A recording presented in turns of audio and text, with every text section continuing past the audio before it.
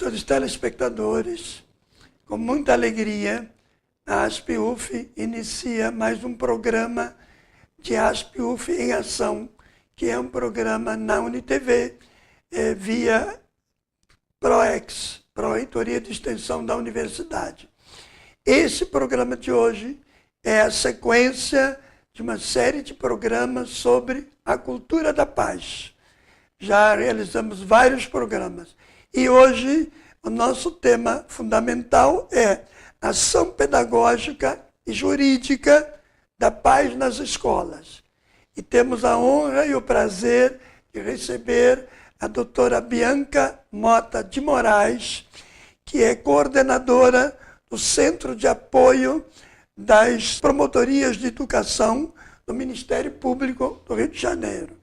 Agradecemos muito a doutora Bianca, sabemos dos seus múltiplos afazeres, mas que nos deu possibilidade de contar um pouco com a sua vasta experiência.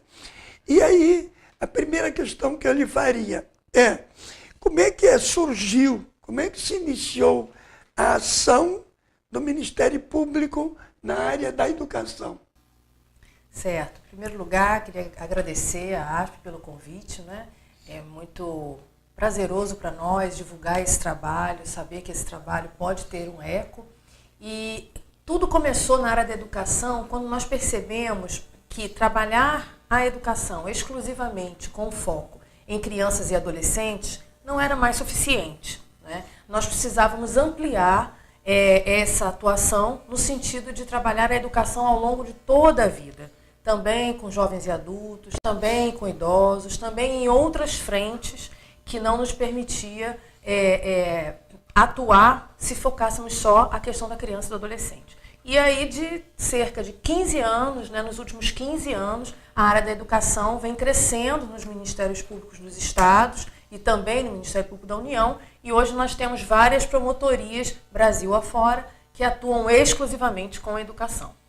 Esse enfoque que o Ministério Público deu, no meu entender, é um enfoque bastante novo e bastante desafiador, de vez que muitas vezes surgem problemáticas e elas têm análise predominantemente jurídica ou muitas vezes legalista. E a senhora e o grupo conseguiram dar um enfoque pedagógico também. Como é que se deu essa, vamos dizer assim, frente de abertura no próprio Ministério? Nós sentimos a necessidade de nos aproximar mais da sociedade. E essa escuta, né, em diversos eventos, em palestras em escolas, essa aproximação nos fez perceber que trabalhar a educação precisava ser algo interdisciplinar, precisava ser algo que não se esgotasse no meio jurídico. Então nós procuramos parcerias com profissionais de psicologia, da pedagogia, né, com os profissionais de educação em geral. E foi com essa troca que nós conseguimos avançar nesse trabalho. É porque, historicamente, a gente vai percebendo que muitas vezes uma problemática de caráter chamado disciplinar surge na escola, vindo de problemas fora da escola. E a escola nem sempre soube lidar suficientemente bem com isso. Muitas vezes ia pelo viés punitivo. E também o encaminhamento para o Conselho Tutelar, por exemplo, também era predominantemente pelo viés punitivo. E aí nós temos um enfoque novo que é dado pelo Ministério Público. É onde eu achei que o Ministério cresceu na sua visão, na sua dimensão. Foi isso? Foi isso. Nós começamos a jogar mais luzes sobre o aspecto preventivo e não no aspecto punitivo, né? Nós costumamos dizer que sanções podem até ocorrer, mas desde que elas sejam coletivamente estabelecidas e previamente estabelecidas. E dentro da própria escola é que isso deve ser feito. Então, os regimentos internos ou os planos de convivência escolares devem ser debatidos, devem ser construídos por todos os que integram a comunidade escolar. E nesses planos, nesses regimentos, pode ser que seja necessário, por um julgamento da própria comunidade, estabelecer algumas sanções, estabelecer limites e restrições. Mas isso precisa ser previamente debatido com todos, né? E principalmente permanecer no âmbito da escola. E quais são as áreas de atuação principais áreas do Ministério Público? Nós temos duas linhas principais de ação hoje. A do controle social na educação, que é exatamente o nosso fortalecimento da gestão democrática da educação. Nós ainda vemos assim, um longo caminho a trilhar nesse processo, né, da gestão democrática. Falta muito para alcançarmos o que o legislador e a Constituição nos colocou nas leis de educação. E a nossa segunda linha de ação, já fizemos até 2 encontros estaduais nessa segunda linha, é o Ministério Público pela Paz nas escolas. Esse trabalho do Ministério Público pela Paz nas escolas, ele tem desdobramentos. E aí o Ministério Público se articula com outras instâncias, não é isso? Exatamente. Nós procuramos firmar termos de parceria, termos de compromisso, com vários entes mesmo que atuam nessa questão. Seja Conselho Tutelar, seja Secretaria de Assistência Social, Secretaria de Educação, não é? As próprias escolas, no sentido de que, para que esses termos sejam firmados, nós pedimos sempre que, primeiramente, seja feito um trabalho de fortalecimento do conselho escolar de cada unidade. Então, é um trabalho realmente macro que nós jamais conseguiríamos fazer sozinhos, sempre em muita parceria, né? Com universidades, com institutos de pesquisa. É algo que a gente faz e constrói para cada localidade à sua maneira e de acordo com as suas necessidades. Um dos problemas que mais recentemente tem aflorado nas discussões com as escolas é o chamado bullying. E eu sei que isso é bem trabalhado pelo próprio Ministério Público, até porque há uma publicação que foi feita nessa perspectiva. Como é que se deu isso? Essa publicação foi muito interessante porque ela demonstra bem essa parceria nossa com profissionais de outras áreas, né? Ela foi escrita a muitas mãos, essa publicação, inclusive com uma grande contribuição da psicóloga Juliana, do Kid Power Brasil, né? E exatamente vem trazer uma nova linha de abordagem do bullying também, trazendo os aspectos positivos que essa situação pode gerar quando bem trabalhada, né? Quando o conflito é visto como uma oportunidade de transformação e de aprendizado, ele se torna algo muito enriquecedor para aquela comunidade escolar. Então foi nessa linha que nós seguimos nessa publicação, com práticas também preventivas, né? Para que a gente possa sair desse ciclo vicioso de que uma vítima amanhã se torna um autor de bullying, os papéis se confundem, não é? E exatamente cortar pela raiz esse ciclo que a gente procurou. E quando o problema surge na escola, vamos dizer, qual é o caminho que normalmente esse problema tem feito para chegar até uma definição, vamos dizer assim, no nível do Ministério? Pois é, muitas vezes essa questão acaba saindo da escola, né? O que não é o ideal, o que não é o aconselhável. O aconselhável é envolver pais, estudantes, coordenação pedagógica, psicólogos, enfim, envolver a todos para que aquela situação possa ser resolvida ali. Quando ela transpõe, né, e ela extravasa os níveis dos muros escolares, o que acontece? Muitas vezes há até uma frustração dessas pessoas envolvidas, porque o olhar da justiça ele já é um outro olhar em regra, né? Nós do Ministério Público temos tentado trabalhar de uma forma preventiva e de uma forma que trabalha a comunicação não violenta, a mediação, mesmo quando esse assunto sai da escola. Mas muitas vezes acaba sendo quase que imposto para nós, né? A situação se impõe de fazer uma representação judicial. E aí a situação já vai tomando outros rumos. Né? É porque muitas vezes o problema eclode na escola e não é originado na escola. Hoje, por exemplo, é muito comum que haja questões via Facebook, via mecanismos, diríamos assim, da comunicação digital. Ou questões que explodem nos finais de semana. Teoricamente, a escola não teria nada a ver com isso, teoricamente. Mas ela tem a ver porque o problema eclode na escola. Então, ele mexe com todo o mecanismo na escola. E há muitas escolas, não digo a maioria, quase eu ia dizer a maioria, mas de repente muitas escolas, e mesmo membros do Conselho Tutelar, não têm uma preparação suficiente para tratar desses assuntos de uma maneira desejável. Concorda com isso? É verdade. Hoje, a facilidade de divulgação, né, das situações pelas redes sociais é algo bastante sério, né?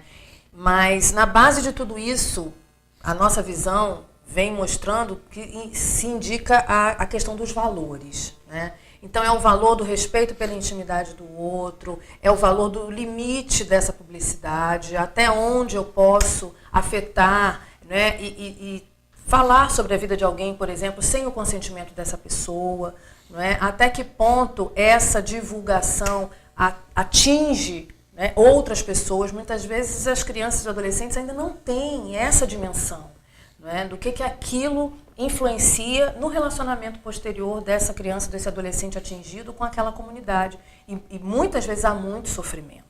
E é um problema a ser trabalhado no interior da escola. Sim. Junto, como a senhora já disse, junto com os pais, junto com a comunidade toda, junto com a comunidade escolar como um todo. Porque se reflete nos relacionamentos da escola. Tanto, da mesma forma, não só o relacionamento aluno-aluno, mas aluno-professor, professor-coordenador, coordenador-aluno, aluno-família, professor-família. Então, é uma rede de relacionamentos que precisam ter um cuidado. E é interessante a senhora acentuar de que o pano de fundo são valores maiores. Exatamente. Na verdade, o grande olhar da escola hoje precisa estar realmente em preservar as relações, né? A questão humanística é muito importante, né, na abordagem de todo o currículo, e isso é transversal. Qualquer matéria se pode trabalhar com isso, né, com respeito às diferenças, né? Essa questão ética precisa estar muito forte na escola. Até porque um professor não é, talvez nem principalmente o professor de uma determinada disciplina, mas ele é um educador de seres humanos. Ele utiliza a matemática, a física, a química como um instrumento, mas no fundo ele está fazendo a educação de seres humanos. E na educação de seres humanos ele tem que ter um alcance muito maior do que o aprendizado daquele componente curricular. É exatamente isso, inclusive, que vem na Constituição Federal, né, quando diz que a educação não se limita à questão profissional e do trabalho, né, mas é que para o desenvolvimento do ser humano em sua plenitude, né, como um cidadão. E para isso realmente se exige essa preocupação com a questão das relações em ambiente ético. Né? Perfeito. Nós estamos chegando praticamente ao final do primeiro bloco do nosso programa, mas gostaríamos que o público se mantivesse unido conosco, porque daqui a pouquinho vamos para um segundo bloco, continuando com a entrevista com a doutora Bianca Mota de Moraes, promotora pública do Estado do Rio de Janeiro, em nos desafiando na questão da ação jurídica e pedagógica da paz nas escolas.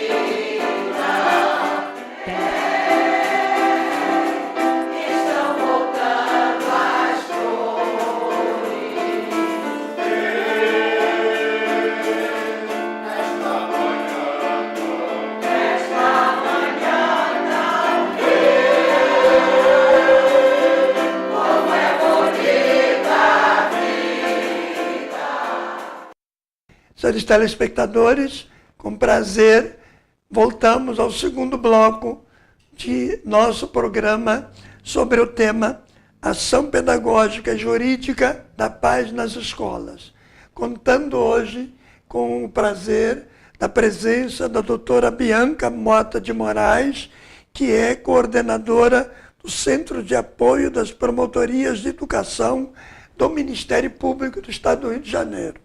e também coordenadora de uma série de eventos, não só a nível Estado do Rio, mas a nível nacional, em termos dessa dimensão da visão jurídica e pedagógica das questões conflitivas que surgem nas escolas.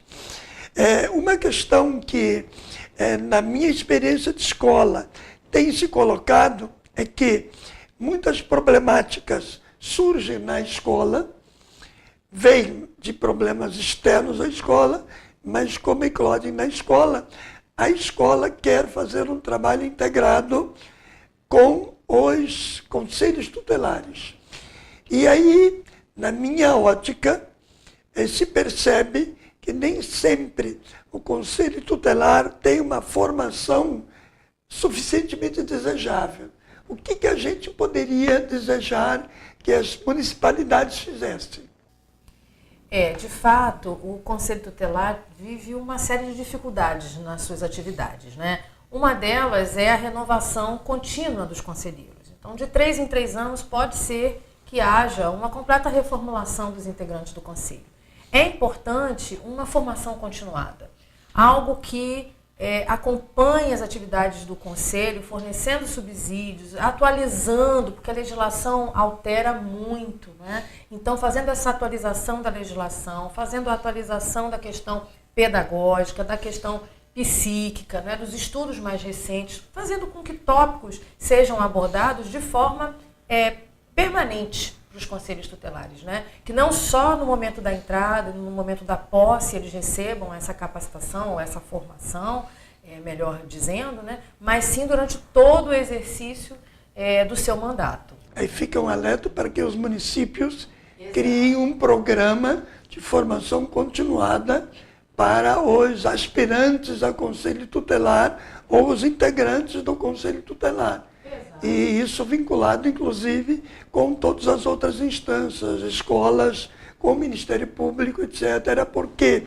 daria uma contribuição mais ampla para a superação de problemáticas, de conflitos, etc. É verdade. Essa formação ela poderia prever momentos de rodas de conversa com educadores, não é, com promotores de justiça que atuam naquela localidade, ou, enfim, convidados, para que o trabalho de todas essas instituições, escola, Ministério Público, Conselho Tutelar, Poder Judiciário, já pudesse ser integrado nesse momento, né? Ou seja, antes de que aqueles problemas urgentes sejam colocados à frente desses conselheiros, né? Porque muitas vezes eles trabalham com questões de máxima urgência, onde eles não conseguem essa consulta. Então, esse diálogo sendo mantido continuamente facilita muito, inclusive os estudos de casos, né? O Ministério Público ele tem realizado uma sequência de atividades, tanto encontros quanto publicações.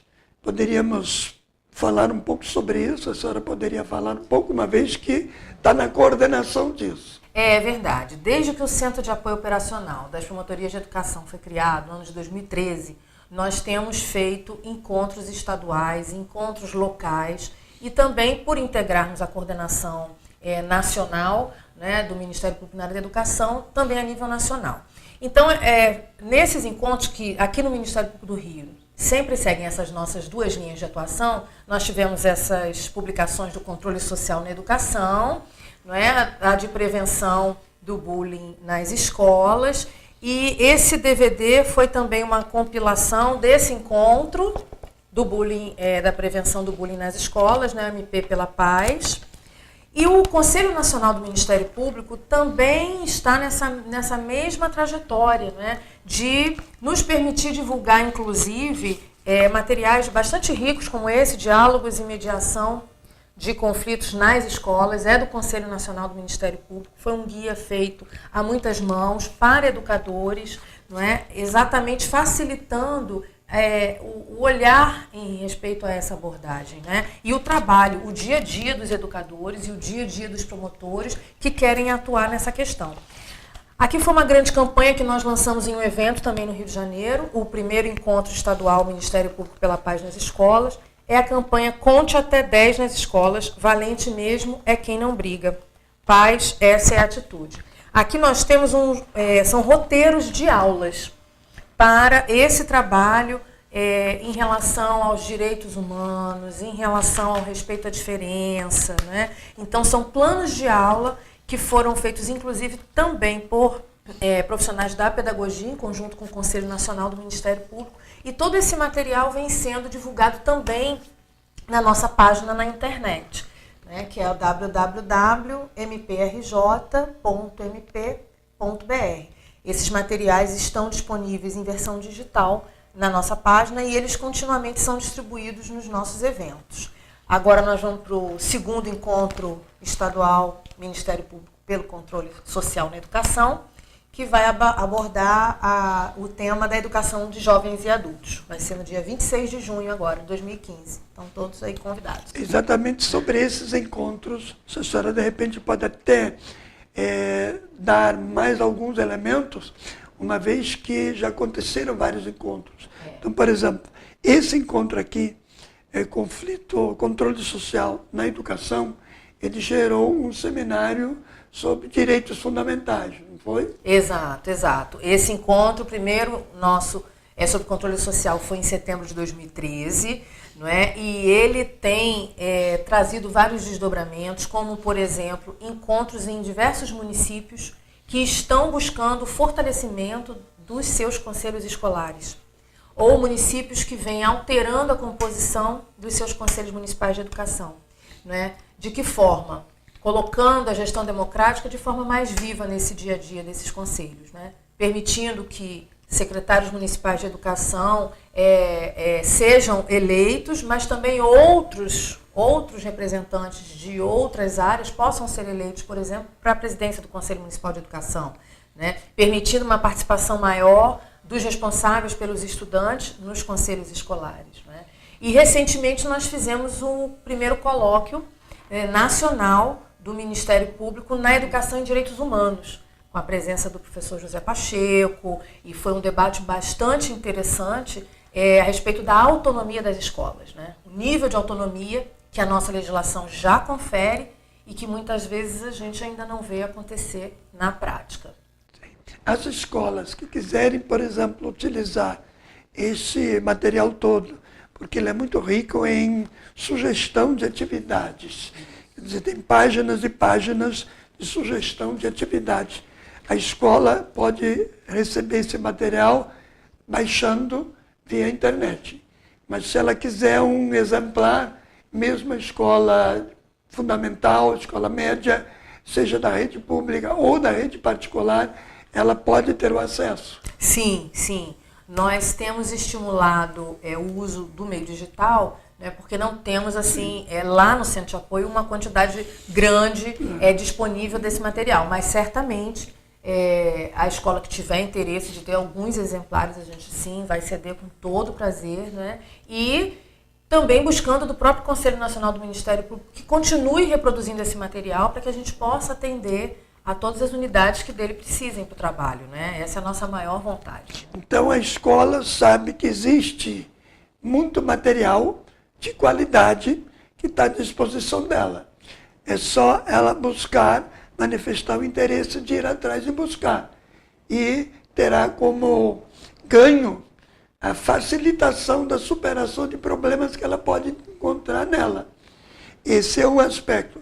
Outro aspecto que, de repente, poderíamos voltar um pouco seria a questão da importância do conselho de escola. Existe o conselho escolar na escola pública, mas não existe o conselho escolar na escola particular. Na escola pública, esse conselho, muitas vezes, é valorizado, dependendo muito da percepção, especialmente da coordenação e da direção da escola, e muitas vezes também não é valorizado, porque não há envolvimento do aluno, não há envolvimento dos pais, não há envolvimento da comunidade, e isso gera outras problemáticas.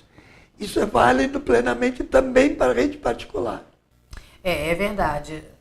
Nós precisamos também, e até por isso sempre convidamos os sindicatos e estabelecimentos de ensino particulares para os nossos eventos, porque a educação é de todos nós, né? Ela precisa ser humanística em todos os espaços, públicos e privados. Então, da mesma maneira que nós incentivamos o fortalecimento dos conselhos escolares na escola pública, né, por conta de previsão legal, de previsão constitucional, a escola particular também precisa se abrir muito para que esse diálogo seja enriquecido com a voz dos estudantes em assembleias. Né? Quando nós conhecemos uma escola, por exemplo, que promove assembleias estudantis, e mesmo de crianças da educação infantil, é tão interessante ver o que acontece, né, quando os estudantes são ouvidos. Que os pais possam ter aquela abertura maior de dizer o que pensam, de também se colocar numa postura de abertura de escuta do que a escola tem a dizer. Né? Na verdade, essa escuta precisa ser recíproca. Mas o que nós percebemos é que, quando a escola investe nessa linha, seja particular ou seja pública, ela dá um salto de qualidade. Não é? Ela consegue demonstrar que é possível prevenir e que é possível restaurar conflitos. Né? Então, é muito interessante observar na prática os resultados que essa nova visão da educação vem trazendo. Até porque ela leva ao estudante, ao professor e ao próprio funcionário, diríamos, se envolver mais na escola. E o ideal, em termos educacionais, é que o aluno considere a escola não como uma escola, mas como a sua escola. E quando o aluno considera aquela escola como a sua escola, a repercussão, o benefício para ele e para todo o contexto cresce muito. Isso é já até demonstrado educacionalmente, por pesquisas e tal. Quando o aluno chega a dizer aquela escola ou a minha escola, ele dá um salto de qualidade muito significativo. E esse salto de qualidade, ele tem a sua repercussão no aprendizado, no processo educacional. Exatamente. O que nós temos percebido é que a aprendizagem ela avança muito em ambientes de harmonia, né? Em escolas democráticas. É exatamente esse o ponto. Quando o responsável percebe, e o professor percebe, o diretor percebe que a aprendizagem vai efetivamente melhorar com essa atitude, e quando todos se envolvem e tem essa sensação de pertencimento, né? Quer dizer, eu pertenço a essa comunidade me pertence, né? É uma troca, realmente há todo um diferencial no aprendizado.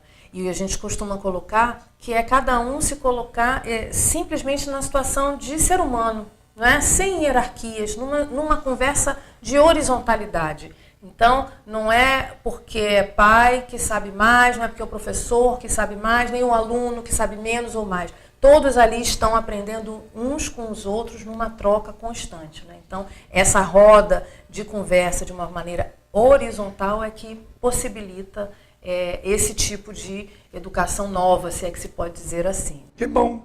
Infelizmente, estamos terminando o nosso tempo.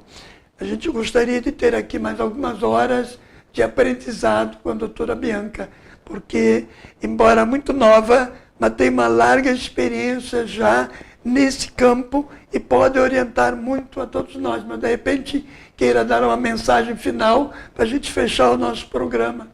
Tá certo. Eu queria, mais uma vez, agradecer, deixar toda a minminha gratidão aqui para a ASPIUF, né, para a PROEX, e parabenizar por esse trabalho, né, e convidar todos para acessar o nosso site. O site do Ministério Público é www.mprj.mp.br.